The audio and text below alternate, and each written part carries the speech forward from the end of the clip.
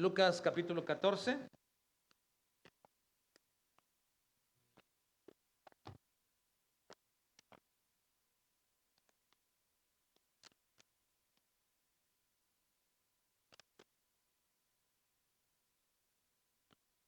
Hace 2 semanas tomamos este pasaje para comenzar una pequeña serie de 3 enseñanzas acerca de 3 paradojas no contempladas en misiones. Esta es la segunda parte de nuestro estudio. 3 paradojas no contempladas en misiones. Y hemos dicho que una paradoja es aquello que parece ser contradictorio, pero que en su análisis nos lleva a entender una verdad muy importante, muy fundamental, declarada, en este caso en las Escrituras. Y estamos hablando de 3 paradojas que no se contemplan en la obra misionera.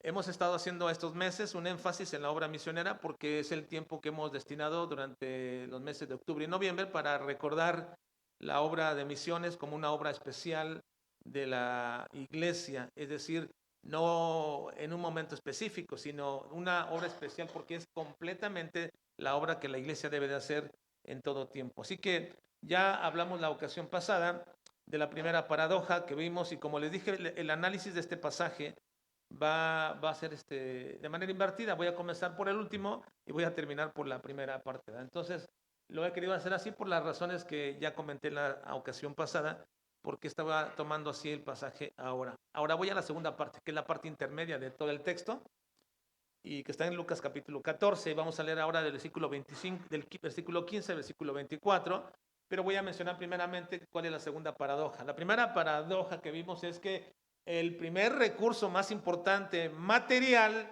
para la obra misionera no es el dinero. El primer recurso material más importante no es o no era el dinero.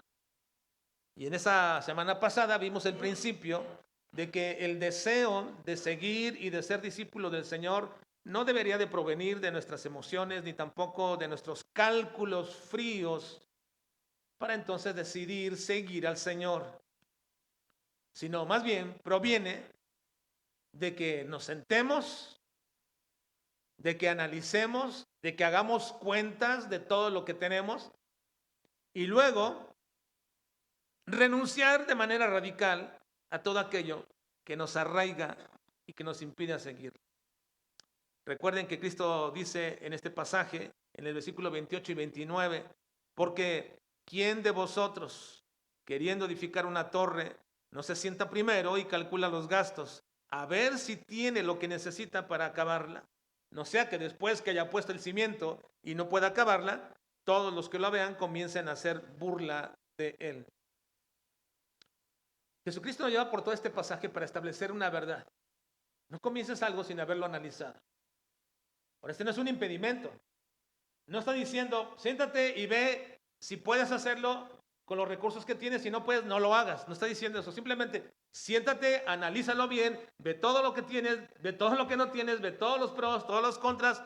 Porque en esto que tú me vas a seguir, lo que sigue no es que hagas conforme a lo que tienes o que dejes de hacer conforme a lo que no tienes. No, lo que sigue aquí es que una vez hecho el cálculo de todo lo que vas a hacer, el punto es renuncia a ello y entonces sigue. Ahora, una decisión de este y cualquier tipo que tenga que ver con seguir y servir al Señor requiere entonces de sentarse, calcular bien todo, lo que tienes, lo que no tienes, tus metas, tus sueños, tus deseos en la vida. Luego, que vienes bien entendido todo eso que tienes, bien calculado y bien presente en ti, ahora dice Cristo, renuncia a ellos y sigue. Sigue. ¿Qué significa eso? Que renuncia a ellos y sigue. Bueno, quiere decir que nunca voy a aspirar a algo, que no puedo pensar en casarme. En algún momento algún joven va a decir, si mi sueño y mi meta es casarme, debo renunciar a eso, que no puedo tener una familia, que no puedo tener bienes económicos, que debo vivir como un desarraigado entonces, como un desposeído o como un improvisado en la vida. ¿Eso significa? No, de ninguna manera. El renunciar a ello no significa deshacerse de ello, sino que no esté mi confianza en esas cosas. Que no sea tu motivación diaria, que todo lo que has calculado de lo que tienes no debe ser para ti un impedimento para seguir al Señor. Renunciar a ello no significa desecharlo, sino renunciar a toda la confianza y motivación que eso te puede dar como lo único en tu vida. Así que si tu motivación diaria y todo lo que has calculado te impide seguir al Señor, entonces para ti es un impedimento todas esas cosas. Cuando el Señor me llamó a mí para servirle, la primera ocasión que yo supe de este llamado, porque es un llamado interno, no es que Dios me reveló en una pared, en una nube, en una visión, de ninguna manera, no creemos en esas cosas. Pero comienzas a observar la palabra de Dios y a sentir ese llamado de parte de Dios. Cuando el Señor lo hizo fue a la edad de los 17 años. Yo estaba estudiando, estaba trabajando y tenía muchas metas y muchos sueños. A los 18 años el llamado era más fuerte, pero también mi deseo de las cosas eran más fuertes. 19 años, todavía seguía con ello y mi deseo mi deseo y mi sueño era perseguir lo que yo quería para esta vida. Hasta que ya no pude más. A los 20 años dije, no, esto no es mi vida. Estos sueños que tengo, esto que me dedico, esto que estoy estudiando, esto que estoy trabajando, estos sueños que tengo no son lo que llenan mi vida. Lo que llena mi vida es lo que el Señor me llamó. Entonces renuncié a ello. Un hombre se acercó a Jesús y le dijo que qué podía hacer para tener la vida eterna. El Señor, conociendo bien a este joven y sabiendo que él tenía muchas posesiones y que esas posesiones eran un impedimento para realmente seguir al Señor, el Señor lo confronta con esa realidad y le dice, bueno, vende todo lo que tienes, dalo a los pobres y sígueme. Ahora, no es que el Señor hubiese querido realmente que se deshaciera de todo y se hiciera pobre y mendigo y desarraigado y desposeído de esta tierra. No, no, no. No era precisamente eso, sino que sabía que era lo que le impedía. Como Él también sabe qué es lo que te impide a ti. Servirle y seguirle realmente. Él sabe lo que a ti te impide. Pero el Señor dice que aquel hombre se dio la media vuelta y se fue. Y entonces Cristo pronuncia una sentencia que para muchos es difícil de entender. Dice el Señor en Marcos 10:24, cuán difícilmente entrarán en el reino de Dios los que confían en las riquezas. No los que tienen riquezas, sino los que confían en las riquezas. Por eso dices, casi imposible que un rico se pueda salvar. No el rico por ser rico, sino porque su confianza está en las riquezas. Así que entonces, la razón de no poder mantener nuestra confianza y deseo primario en lo material y tratar de seguir al Señor es que, hermanos, es imposible, no se puede servir a dos señores. Yo no puedo decir, bueno, puedo tener lo uno y puedo tener también lo otro. Puedo esforzarme en tener tanto aquello que deseo en mi vida, aquellos sueños, aquellas cosas, pero también quiero seguir y servir al Señor y quiero seguir su llamado y quiero compaginar las dos cosas y lo puedo hacer. Y el Señor dice, no, eso es imposible. Lucas 16:13, ningún siervo puede servir a dos señores, porque o aborrecerá al uno y amará al otro, o estimará al uno y menospreciará al otro. No podéis servir a Dios y a las riquezas. No quiere decir que no puedas tener riquezas y a Dios en tu vida. No puedes servir.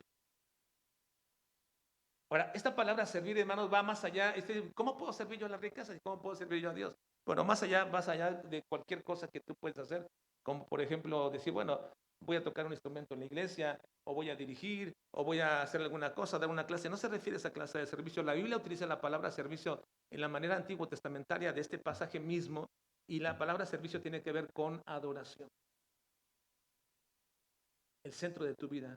Cuando Moisés fue con Faraón para decirle que dejara salir a su pueblo porque Dios quería que le sirviera su pueblo. Siempre que utiliza la palabra servir es vamos a adorar. Y siempre dice eso, vamos a adorar. El servicio es una adoración. Tú no puedes servir, no puedes adorar, no puedes ser el centro de tu vida, no puedes ser el dinero y Dios. ¿Puedes adorar a Dios y tener riquezas? Sí puedes. Adoras a Dios y las riquezas son un medio, pero no puedes adorar las riquezas, servir las riquezas, ser el centro de tu vida y al mismo tiempo también que Dios sea el centro de tu vida. No puedes, es imposible, es imposible. Así que entonces quiero que veamos a través de esta mañana el segundo principio, el trabajo fundamental de la obra misionera no es la ganancia de almas. En el título, ¿verdad?, que tenemos de nuestro tema, he puesto esta segunda paradoja. El trabajo fundamental de la obra misionera no es la ganancia de las almas. No es la ganancia de las almas. Esta es una paradoja, ¿no? Porque estoy seguro que cualquier pastor o misionero que me escuche decir esto, inmediatamente va a disentir de lo que estoy diciendo. El trabajo fundamental de la obra misionera no es la ganancia de almas. Vamos a verlo en un momento. Versículo 15 al 24. Por favor. Lucas capítulo 14, versículos 15 al 24.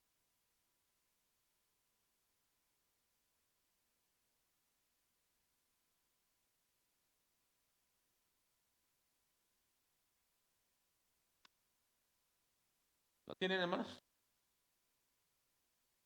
Ayúdenme por favor a leer este pasaje. Juntos vamos a leerlo del 15 al 24.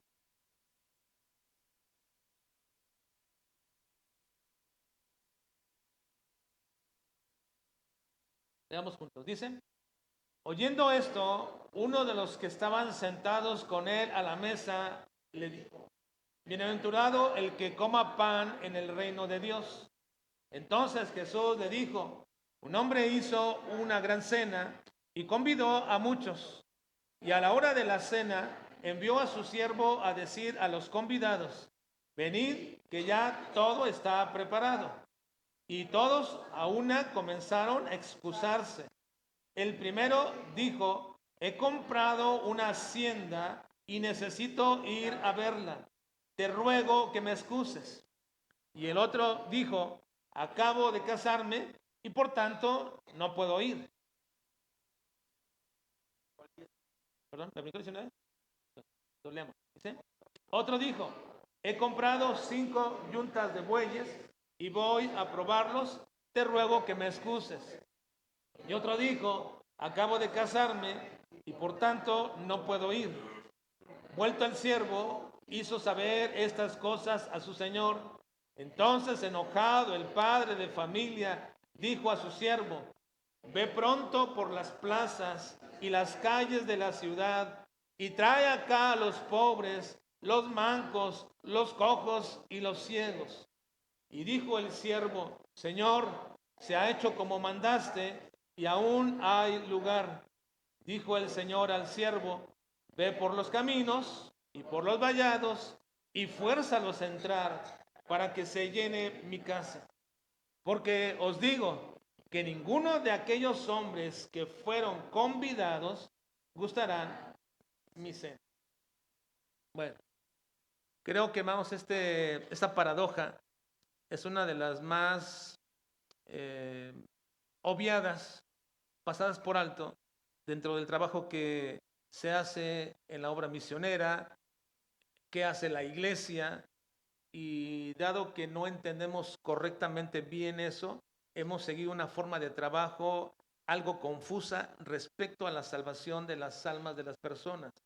La paradoja que acabo de mencionar, hermanos, es que el trabajo fundamental de la obra misionera no es la ganancia de almas. Y lo vuelvo a repetir porque es importante que mantengamos en nuestra mente esta idea, y sé que suena contradictorio, porque todo el mundo diría, ¿qué otro trabajo más importante podría haber para una iglesia, para un pastor, para un misionero que ganar las almas? Pero déjenme decirles una vez más, hermanos, que el trabajo fundamental de la obra misionera no es la ganancia de las almas.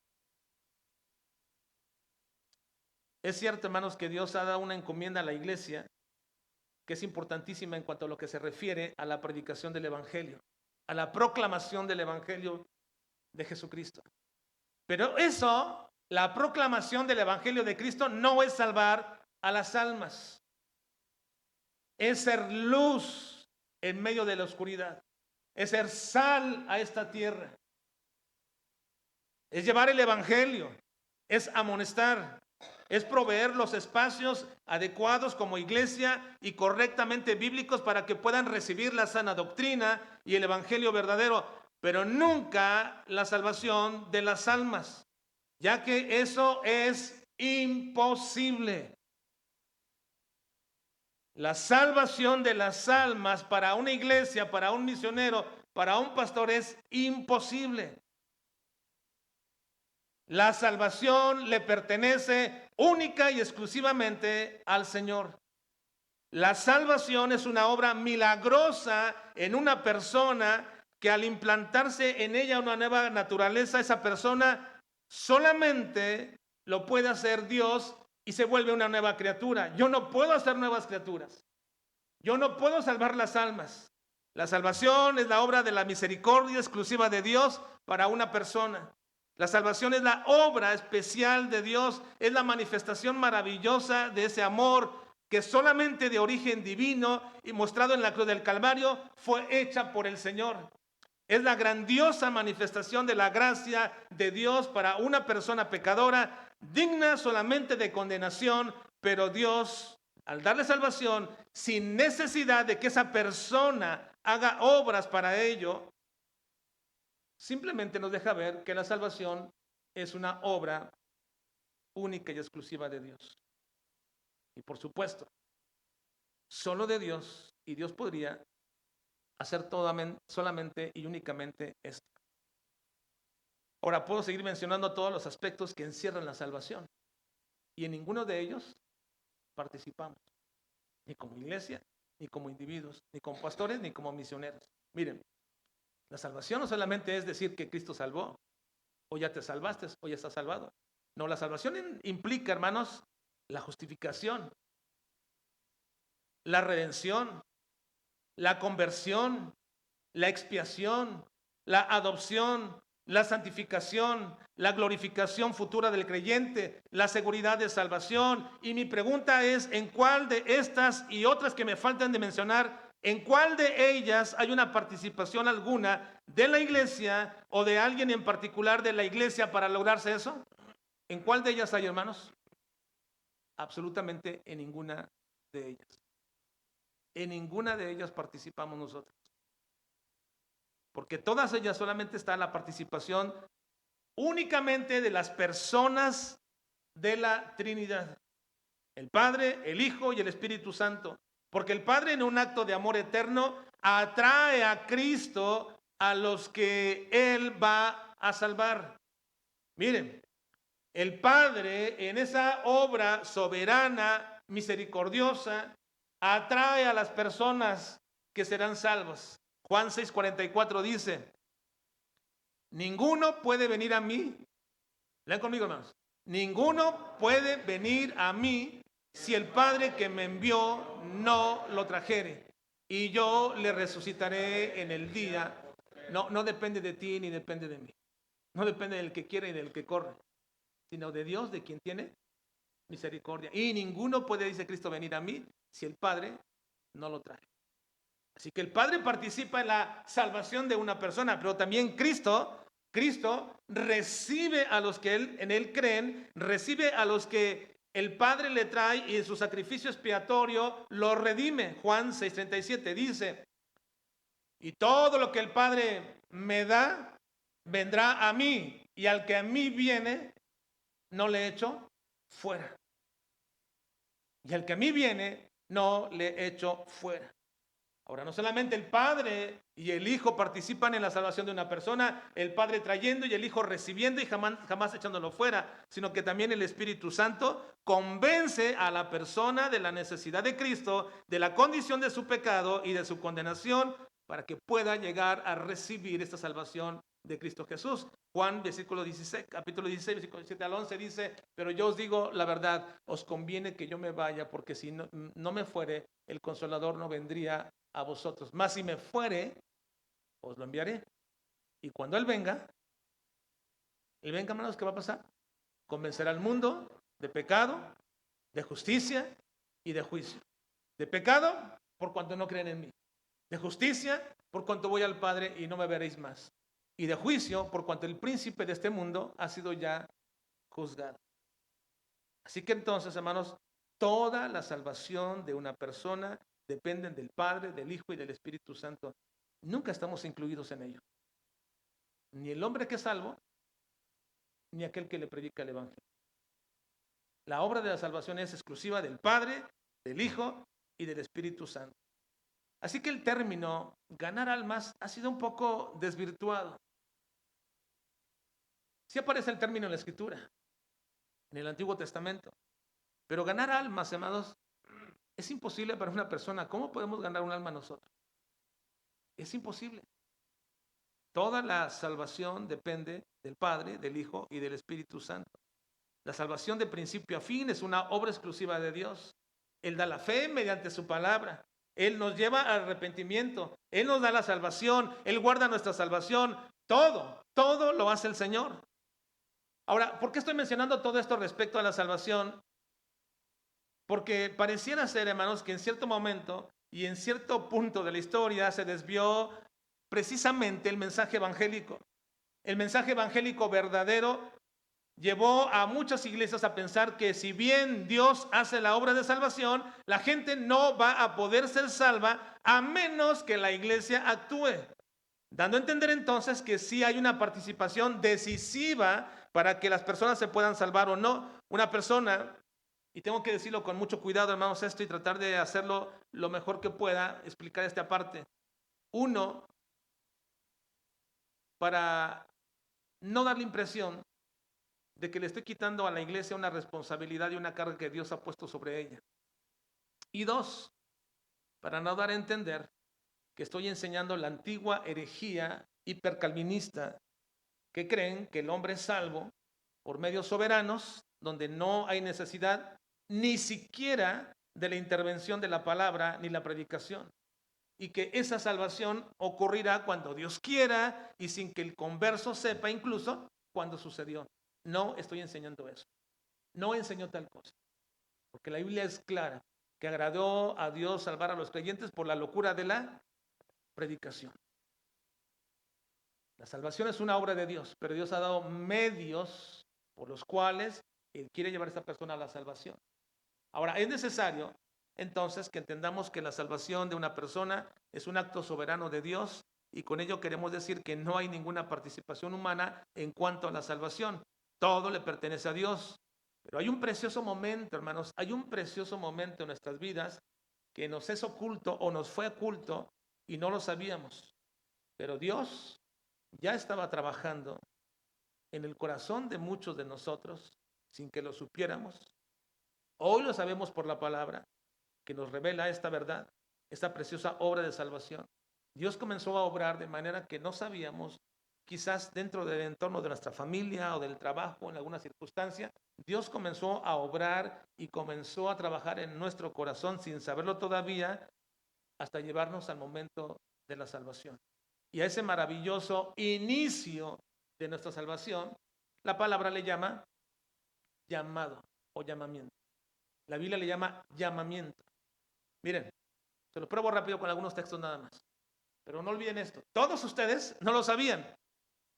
Y quizás ya Dios ya se los manifestó o lo mostró y ustedes ya lo pudieron ver. Esas circunstancias de tu vida que tú dices que pudieran haber sido trágicas para tu vida o difíciles o frustrantes o cualquier situación de tu vida, Era parte de todo un proceso que Dios está moviendo para llevarte al conocimiento de la salvación. Miren, Gálatas 1:15 dice, pero cuando agradó a Dios, que me apartó desde el vientre de mi madre y me llamó por su gracia. ¿Desde cuándo lo apartó a Pablo? Desde el vientre de su madre. Pablo no lo sabía. Y Pablo se dedicó a perseguir a los cristianos y Pablo hizo todo lo posible por desarraigar a Cristo de la religión judía o del pueblo judío. Pero lo supo cuando Dios lo llamó. Y entonces él dice, por esto. Y comienza a concatenar los eventos de su vida. Es por esto. Primera Tesalonicenses capítulo 2, versículo 12, dice, y os encargamos que anduvieseis como es digno de Dios, que os llamó a su reino y gloria. Os llamó. Ese proceso por el cual los fue guiando. Los llamó al reino de su gloria. Segunda Tesalonicenses capítulo 2, versículo 14, dice, a los cuales os llamó mediante nuestro evangelio para alcanzar la gloria de nuestro Señor Jesucristo. Estoy poniendo en relevancia la palabra llamamiento, porque esa palabra llamamiento, hermanos, no es simplemente el llamado normal o el llamado evangélico. El llamado evangélico a la predicación, cuando se predica, es el punto final, pero ha habido un llamado previo. Dios ha estado trabajando, atrayendo, y eso se llama en la Biblia llamamiento. 2 Timoteo 1:9 dice, quien nos salvó y llamó con llamamiento santo, no conforme a nuestras obras, sino según el propósito suyo y la gracia que nos fue dada en Cristo Jesús antes de los tiempos de los siglos. Primera de Pedro 2:9 dice, mas vosotros sois linaje escogido, real sacerdocio, nación santa, pueblo adquirido por Dios, para que anunciéis las virtudes de aquel que os llamó de las tinieblas a su luz admirable. Primera de Pedro 5:10, mas el Dios de toda gracia, que nos llamó a su gloria eterna en Jesucristo, después que hayáis padecido un poco de tiempo, Él mismo os perfeccione, afirme, fortalezca y establezca. Y así puede encontrar usted en todas las cartas del Nuevo Testamento como el Señor llama. Y el Señor dice mismo, Jesucristo, yo conozco mis ovejas y las llamo por su nombre. Es decir, las he conocido, y las que no son mis ovejas no me pueden seguir porque no saben mi voz, pero las que son mías conocen mi voz y las atraigo, las llamo. Y eso pasó un día, hermanos, con nosotros. Y cuando yo me remonto a ese tiempo de ese llamamiento, mi corazón se vuelve a encender otra vez de emoción. Como en algún momento de mi vida Dios me llamó y me atrajo. ¿Por qué respondí? Respondí porque el Señor me conocía. Y cuando me habló, conocí su voz. Y me atrajo. Me llevó. El gran predicador del siglo XVIII, Charles Spurgeon, resumía así la soberanía de Dios en esta obra de la salvación. Él dice, primero, entonces, la soberanía divina ejemplificada en la salvación. Si cualquier hombre es salvo, lo es por la gracia divina. Y solo por la gracia divina. La razón de su salvación no se encuentra en él, sino en Dios. No somos salvos como resultado de algo que hagamos o que deseemos, sino que haremos y desearemos como resultado de la buena voluntad de Dios y de la obra de su gracia en nuestros corazones.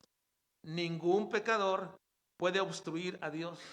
Es decir, el hombre no puede adelantársele, no puede anticipársele. Dios está siempre primero en la salvación.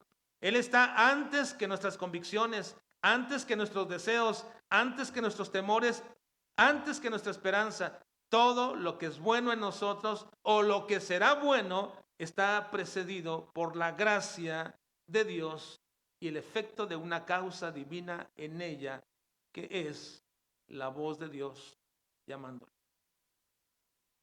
atrayéndolo. Así que, hermanos, habiendo recordado esta verdad bíblica, veamos entonces que si la salvación de las almas no es la tarea de la obra misionera principal o fundamental, Entonces, ¿cuál es la tarea de la obra misionera? ¿Cuál es la tarea de la obra misionera que el Señor nos enseña? En la parábola que acabamos de leer, hermanos, de la cena del Señor de la casa, envía a los invitados a decirles, ya están preparada la cena, venga. Y van los mensajeros y reciben varias excusas por las que no pueden ir a la cena.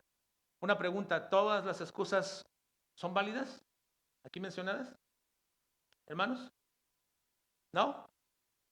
A ver, te están invitando a una cena, pero tú te estás casando en ese momento. No, no me caso, voy mejor a la cena. ¿Es válida? ¿Es válida? La mayoría de las excusas son válidas. Bueno, válidas en cierta manera. Ya el hecho de decir excusas, pues ya le quitamos lo válido, pero pensamos que como tales, como excusas son hasta cierto punto válidas. Y puedo decir, hermanos, de manera apresurada, pero no incorrecta, que esas no son las excusas que una persona da para no recibir la salvación. No. Porque si agarramos esta parábola y la hablamos acerca del reino de Dios y pensamos que estas excusas y la invitación es para la salvación, déjenme decirles que la gran cantidad de personas no se van a excusar así respecto a la salvación. De hecho, hermanos, el moderno modelo de evangelismo que prepondera la salvación como lo más importante de una persona, no importando absolutamente nada, no importando nada en tu vida, simplemente quieres la salvación y promoverla de esta manera, la gente, casi toda la gente te dirá que sí la quiere. No te va a poner ninguna excusa. Hace muchos años, en el inicio de mi ministerio, les puedo decir, hermanos, que yo tenía un gran deseo de ser un evangelista y dije, bueno, no puedo ser un evangelista dentro de un púlpito, sino soy un evangelista en la calle. Y entonces me dedicaba junto con mi esposa a ir por todas partes y les puedo decir, hermanos, que 99.9% de las personas que evangelizaban, todas ellas recibían a Cristo. Porque me había especializado en mostrarles la gran oferta de salvación. Y me anticipaba a quitarles todas las excusas posibles. De tal manera que cuando les ofrecía lo que Cristo dice, salvarte, entonces todo el mundo decía que sí. Decía que sí. Sí. Nadie se podía excusar. Así que déjenme decirles, hermanos, que lo que creo que esta parábola se está refiriendo, hermanos, no se refiere a la oferta de salvación, ni tampoco las excusas a la excusa para no ser salvo. Creo que estas excusas no son para no recibir la salvación, son excusas para no hacerse discípulos de Cristo. Para mí, esta parábola tiene que ver con el mensaje verdadero evangélico. Déjenme les explico por qué. Primero, la voy a explicar en 3 razones, porque creo que estas son una parábola que tiene que ver con el discipulado y con las excusas para ser discípulo. La primera razón es que esta parábola está conectada con la enseñanza del costo del discipulado que vimos la ocasión pasada. Es el mismo pasaje. Y cuando termina esta parábola, el Señor habla del costo del discipulado. Versículo 26 dice, versículo 26, ¿qué dice, hermanos? Leamos, por favor. Y no aborrece a su padre y madre y mujer e hijos y hermanos y hermanas y aún también su propia vida, no puede ser mi discípulo. Así que pone de inicio una sentencia que puede resultar muy confrontante e incluso indigna para muchos. ¿Cómo el Señor me manda a mí a aborrecer a nuestros padres? Pues aunque parezca inadecuada esta expresión, su propósito es ese, precisamente saber de qué lado estamos y qué estamos dispuestos a hacer para ser discípulos de Cristo. Pero no quiero bajar, hermanos, este sentir. Sin embargo, esta expresión tiene una explicación más sencilla que lo que pareciera ser y que suaviza la expresión, pero no su propósito, que es la tarea de tener a Cristo como el primero en mi vida. Ese es el propósito, manifestar que Cristo debe ser el primero en mi vida. Pero esta es una frase muy típica judía que se llama un hebraísmo. Los judíos, como los mexicanos, tenemos dichos y sentencias y formas de hablar que otra gente de otro país no entiende si no le damos todo el contexto para que puedan entender. Los hebreos tienen así lo que se llaman hebraísmos. Son expresiones idiomáticas muy propias de los judíos para denotar lo que es la preferencia. No es que el Señor mande aborrecer a nuestros padres, ya que Él mismo nos previene contra eso. Dice en Mateo 15:4 respecto a esto, porque Dios mandó diciendo, honra a tu padre y a tu madre, y el que maldiga al padre o madre, muera irremisiblemente. Lo que usa aquí el Señor Jesucristo es este hebraísmo para darle fuerza a la frase judía, para dejarnos ver cuál es nuestra real y verdadera preferencia. Y es así como se explica en el pasaje paralelo a esto. En Mateo 10, 33 y 37 dice, y a cualquiera que me niegue delante de los hombres, yo también le negaré delante de mi Padre que está en los cielos. No penséis que he venido para traer paz a la tierra. No he venido para traer paz, sino espada. Porque he venido para poner en disensión al hombre contra su padre, a la hija contra su madre y a la nuera contra su suegra. Y los enemigos del hombre serán los de su casa. El que ama a padre o madre más que a mí, no es digno de mí. El que ama a hijo o a hija más que a mí, no es digno de mí. Ahí está explicando la frase en ese sentido. El aborrecer a padre o madre simplemente es un hebraísmo para decirnos cuál es tu preferencia en la vida. ¿Tu padre, tu madre, tus hijos o yo? Ahora dirá, no es que mis hijos y mi familia, eso no se puede concesionar. Ah, bueno. Entonces, si quieres más a ellos y no me sigues a mí, pues te vas a condenar. Porque si ellos son tu primordial motivación en la vida para no seguirme, te vas a condenar.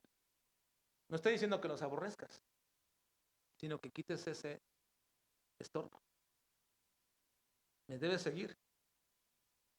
¿A quién más? ¿A tu padre, a tu madre o a mí? Ahora, en el versículo 27, ¿qué costo tan grande del discipulado, hermanos? ¿No? ¿Hermanos? ¿Es un costo grande? Sí, es un costo grande. Versículo 27 dice, de nuestro mismo pasaje, y el que no lleva su cruz y viene en pos de mí, no puede ser mi discípulo. Llevar su cruz, antepasada expliqué un poquito respecto a esto, pero lo vuelvo a repetir, es un instrumento de vergüenza la cruz. No se refiere a la cruz de Cristo, sino a la cruz donde cada uno de nosotros sacrificamos nuestro ego, nuestro yo, nuestras expectativas, como Pablo decía a los Gálatas en Gálatas 2:20, con Cristo estoy juntamente crucificado y ya no vivo yo, mas vive Cristo en mí, y lo que ahora vivo en la carne lo vivo en la fe del Hijo de Dios, el cual me amó y se entregó a sí mismo por mí. Llevar su cruz no significa que te cuelgues una crucecita aquí de las que a veces venden por todas partes, no significa eso. Llevar su cruz es tu propia maldición, porque la cruz es un instrumento de maldición. Algunos me han comentado, no tiene nada que ver con esto, pero lo tengo que decir porque de pronto surge esa pregunta, que ¿por qué nosotros no ponemos cruces aquí, una cruz grande? Digo, bueno, hay muchas razones por las que no lo hago. No es malo tenerla, digo, pero sencillamente no lo hago porque es un simbolismo de vergüenza. La cruz de Cristo es una vergüenza, hermano, porque en ella murió el santo por pecados que no cometió. Era un instrumento de muerte. Y yo sé lo que representa la cruz, expiación nuestra. Pero para el mundo en su tiempo conocido, la cruz era lo más vergonzoso donde morir. ¿Dónde morir? Así que no honramos a un símbolo en sí mismo. Pero cuando la Biblia dice que lleves tu cruz, se refiere precisamente a esa vergüenza de tu vida, a sacrificar tu yo, tu ego, tus deseos por encima de Cristo. Esa es la primera razón por la que pienso, hermanos, que esta parábola se refiere al discipulado, porque se conecta con el discipulado, porque inmediatamente después enseña sobre el discipulado. Ahora, hay una segunda razón, y voy más rápido. La segunda razón por la que creo que esta parábola se refiere al discipulado es que las excusas que dan los invitados originales son excusas que muestran la naturaleza real del rechazo al evangelio. El evangelio no es una invitación únicamente a ser salvos, sino a ser discípulos de Cristo. Y en un momento voy a explicar esto. Así que estas excusas no son pecados en sí mismos, sino la manifestación de los impedimentos por los cuales los hombres se apresuran a aceptar de manera inmediata ser salvos, pero luego cuando tienen que dar el paso decisivo, hay muchas excusas para hacerlo.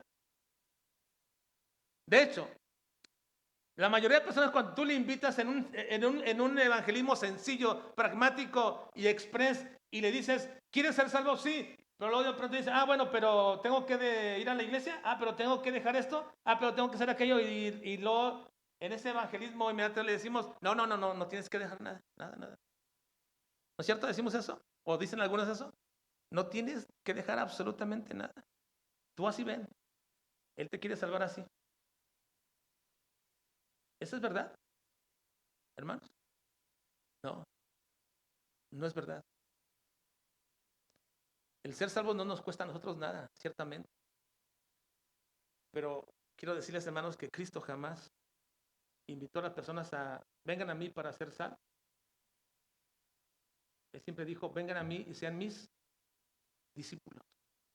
Mi discípulo. Y ser discípulo de Cristo cuesta. Cuesta.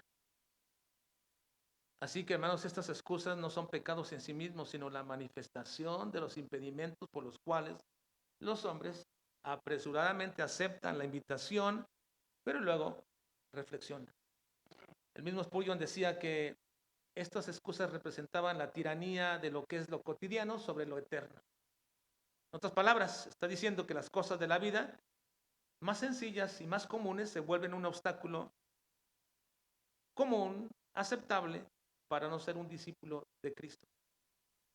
Esas tareas y compromisos de los que no quisieron ir a la cena representan las preocupaciones legítimas que se vuelven absolutas y que desplazan a Dios. Esa es la razón por la que el rechazo a Cristo se vuelve tan normal y tan común a una persona cuando le dices que seguir a Cristo es lo que tú necesitas en tu vida. Él siempre te va a llamar a una persona para que sea su discípulo. Él quiere discípulos. Así que, hermanos, la tercera razón por la cual creo que esto se refiere y que la tarea principal de la obra misionera no es la ganancia de almas, es que la Biblia enseña que la tarea principal por la cual un hombre va a cumplir la gran comisión o la iglesia va a mandar a hombres a cumplir la gran comisión no es la de ganar almas, sino de hacer discípulos. Hacer discípulos. Vean Mateo capítulo 28, versículo 18 al 20. Dice, y Jesús se acercó y les habló diciendo, toda potestad me es dada en el cielo y en la tierra. Por tanto, id y ¿qué? Y haced discípulos a todas las naciones, bautizándolos en el nombre del Padre y del Hijo y del Espíritu Santo, enseñándoles que guarden todas las cosas que os he mandado, y he aquí yo estoy con vosotros todos los días hasta el fin del mundo. Amén. Esto es obviado por muchas iglesias y muchos pastores y misioneros. No es ir por ahí y ganar almas por todas partes, sino hacerlos discípulos, seguidores de Cristo, conformar una iglesia. Cuando el apóstol Pablo iba por todas partes, juntaba a esos discípulos y establecía una iglesia. Porque la tarea principal es hacer discípulos. Ahora me dirán algunos, ¿dónde está la confusión de la obra que hace la iglesia? Si ya sabemos que esto es así. Pues esta confusión está en el hecho, hermanos, de confundir que la salvación está separada del discipulado. Ese es un problema grave. Confundir que la salvación está separada de ser discípulos. Lamentablemente se ha separado estas dos cosas cuando en realidad son un solo llamado. Cristo siempre llamaba a ser discípulos. Su llamamiento no estaba separado entre ser primero salvo y después discípulo. Esa es una herejía antigua llamada antinomianismo. Y afirma que una persona, una vez que ha tomado la decisión de ser creyente, de ser cristiano, y ha orado para recibir a Jesús como su Salvador, entonces ya no es necesario, aunque lo pueda hacer, que lo acepte como su Señor. Y entonces así quitamos, hermanos, la percepción de que no hay un mandamiento alguno que obligue a un cristiano a una vida nueva. Simplemente ya eres cristiano, no importa cómo vivas, no importa dónde estés, no importa si vas a la iglesia o no vas a la iglesia, no importa si lees la Biblia o no, o si oras o te congregas, no importa si vives una vida diferente, si ya recibiste a Cristo eres salvo. Y eso no es así, hermano. No es así. Porque la manifestación de una persona que es salva realmente por el sacrificio de Cristo se manifiesta mediante el discipulado. Uno que sigue a Cristo. Me he tenido que estar muy dolorosamente en funerales de personas donde algunas veces me han dicho, y yo he preguntado cuando me han invitado a predicar en algún funeral, me he preguntado, ¿era creyente? Dijo, sí. Bueno, hizo una decisión hace muchos años, cuando era grande, cuando era niño, pero pues nunca fue a la iglesia. Nunca vivió la vida cristiana, pero hizo una decisión. Yo he tenido que decirles, no puedo hablar en este funeral de un cristiano. No puede ser. Porque un verdadero cristiano sigue a Cristo. Sigue a Cristo. Y eso se llama ser discípulo de Cristo. Hay muchos que afirman que la persona que acepta a Cristo como Salvador no debería aceptarlo también como Señor. En lugar de hacer esto, animan a dichos cristianos a convertirse en más espirituales y obedientes, pero se hacen para atrás antes de declarar que es necesario recibir a Cristo como Señor para obtener la salvación. De hecho, insisten en que este requisito no es necesario para alcanzar la salvación, a pesar de lo que dice Romanos 10:9, que dice que si confesares con tu boca que Jesús es el Señor, ¿el qué? El Señor, y crees en tu corazón que Dios le levantó de los muertos, serás salvo. Y entonces comienzan a enseñar doctrinas falsas como los cristianos carnales. Nunca van a la iglesia, viven una vida mundana, pero son cristianos porque recibieron a Cristo. No son cristianos. Y no existe cristianismo carnal. Es incompatible. Si se es carnal, eres sin Cristo. Si es cristiano, ya no tienes esa naturaleza o ese nombre que se llama carnal. Este tipo de antinomianismo está extendido en todo el mundo evangélico, hermanos. Hasta se puede hacer, hasta podemos decir que quizás es una gran mayoría del mundo evangélico que cree esto. La controversia en estos días sobre el señorío de Cristo en la salvación se centra en esta cuestión del discipulado, no de la salvación de alma. Ser un cristiano significa ser discípulo de Cristo. Y en el sentido bíblico de la palabra, es uno que sigue a Cristo en sus pisadas, que se convierte en su estudiante, que se ha matriculado en la escuela de Cristo. El discípulo, con el nombre mismo, así lo sugiere. Ha sido llamado para hacer y seguir un estudio disciplinado de los asuntos de Dios, para aprender de su maestro, para seguirlo paso a paso, para ser como su Señor hacía, que también hagamos. Por eso está el mandato con el cual quiero que terminemos leyendo respecto a este asunto. Dice, 1 de Juan 2:6. Vean conmigo, por favor, y culminamos en estos dos versículos. Dice, el que dice que permanece en él, debe andar como él. El que dice, cambias un poquito la cosa, no la palabra. El que dice que es cristiano, debe andar como él anduvo. 1 de Pedro 2:21. Dice, pues para esto fuisteis llamados, porque también Cristo padeció por nosotros, dejando ejemplo para que sigáis sus pisadas. No, hermanos, no podemos ser cristianos y no discípulos. El llamado es a ser discípulo seguidor de Jesús. Ese es el llamado a la salvación. El llamado a la salvación es: soy tu Señor, eres mi discípulo, me sigues. Por eso la tarea principal de la obra misionera no es la ganancia de almas, como decía alguien, un predicador, pariendo hijos por todas partes, sin reconocerlos. Hermanos, de ninguna manera. Hablamos de Cristo y los formamos hasta que se hagan discípulos de Cristo. Y entonces se cumple la tarea de la gran comisión, de la obra misionera. Vamos a orar, por favor.